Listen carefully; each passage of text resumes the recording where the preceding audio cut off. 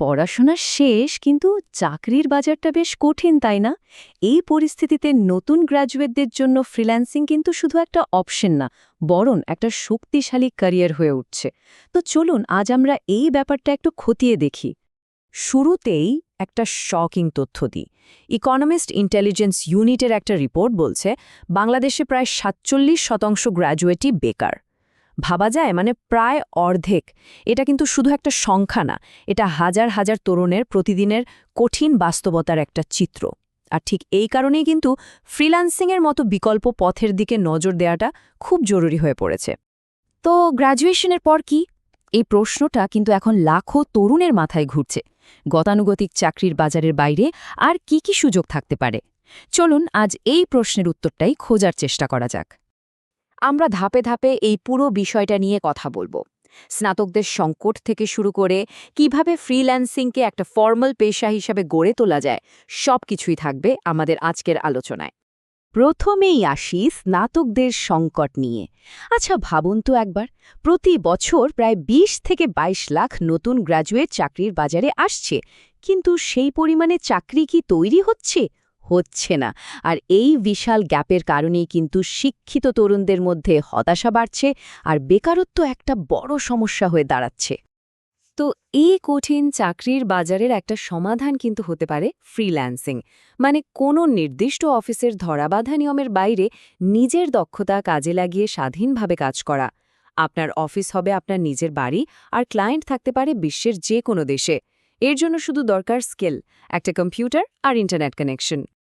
এখন কথা হচ্ছে, ফ্রিল্যান্সিং শুরু করতে ঠিক কি কি লাগে? কোন স্কিলগুলোর চাহিদা এখন সবচেয়ে বেশি, আর কোন প্ল্যাটফর্মগুলো দিয়ে শুরু করাটা বুদ্ধিমানের কাজ হবে? চলুন জেনে নেওয়া যাক।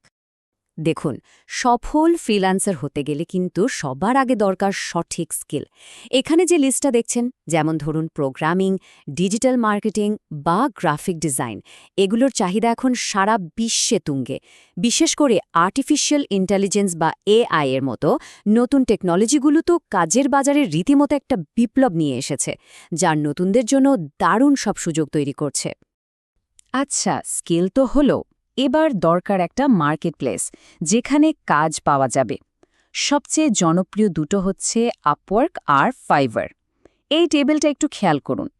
আপওয়ার্ক হচ্ছে সাধারণত লম্বা সময়ের, মানে লং টার্ম প্রজেক্টের জন্য বেস্ট, যেখানে পেশাদাররা ঘণ্টায় হিসেবে ভালো আয় করতে পারেন। আর অন্যদিকে ফাইভার হলো ছোট ছোট প্যাকেজ ভিত্তিক কাজের জন্য দারুণ, বিশেষ করে যারা নতুন শুরু করছেন তাদের জন্য বেশ সহজ।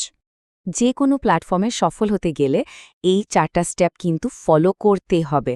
একটা সুন্দর প্রফেশনাল প্রোফাইল আর পোর্টফোলিও ক্লায়েন্টের ভরসা পেতে সাহায্য করে, আর ক্লায়েন্টের সাথে দ্রুত যোগাযোগ আর সময়মতো ভালো কাজ ডেলিভারি দিলে তো ভালো রিভিউ আসবেই, আর এই ভালো রিভিউই কিন্তু আপনাকে লম্বা রেসে টিকিয়ে রাখবে।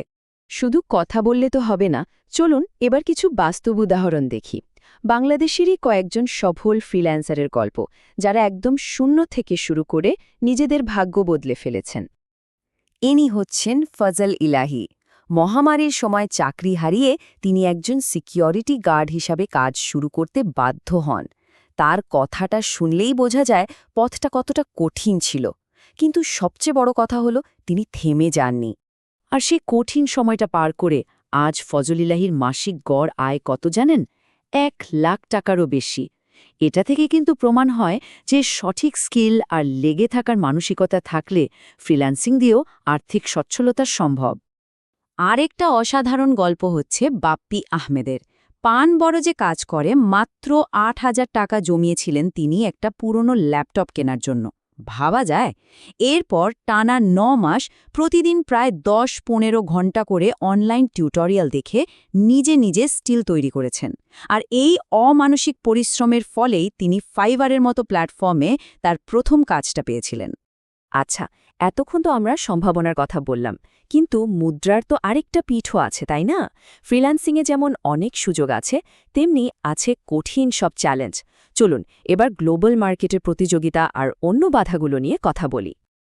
এই স্লাইডটা দেখলেই ব্যাপারটা পরিষ্কার হয়ে যাবে।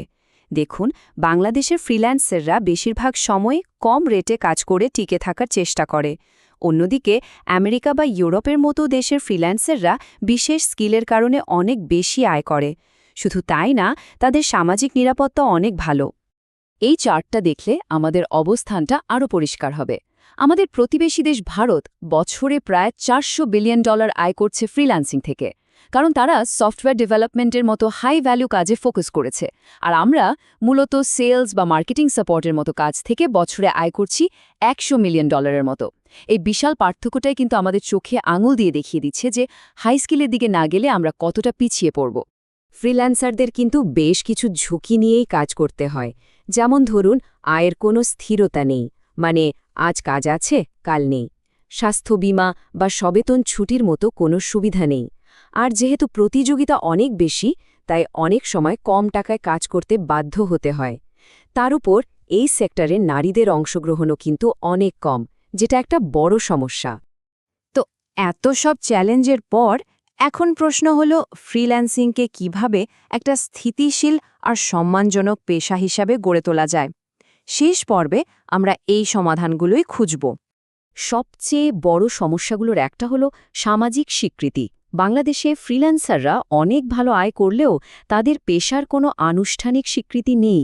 ফলে তারা যেমন সামাজিক মর্যাদা পান না, তেমনি ব্যাংক থেকে লোন পাওয়ার মতো জরুরি সুবিধা থেকেও বঞ্চিত হন। এই সমস্যার একটা খুব ভালো সমাধান হতে পারে সরকারের পক্ষ থেকে একটা ডিজিটাল ফ্রিল্যান্সার আইডি কার্ড দেওয়া। এটা তাদের পেশাকে একটা ফর্মাল বা আনুষ্ঠানিক পরিচয় দেবে। ভাবুন তো, এই একটা আইডি কার্ড কি করতে পারে।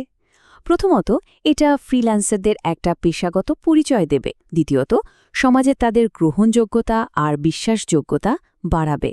আর সবচেয়ে জরুরি হল, এই কার্ড দেখিয়ে তারা সহজেই ব্যাংক লোন বা অন্যান্য আর্থিক সুবিধা নিতে পারবে।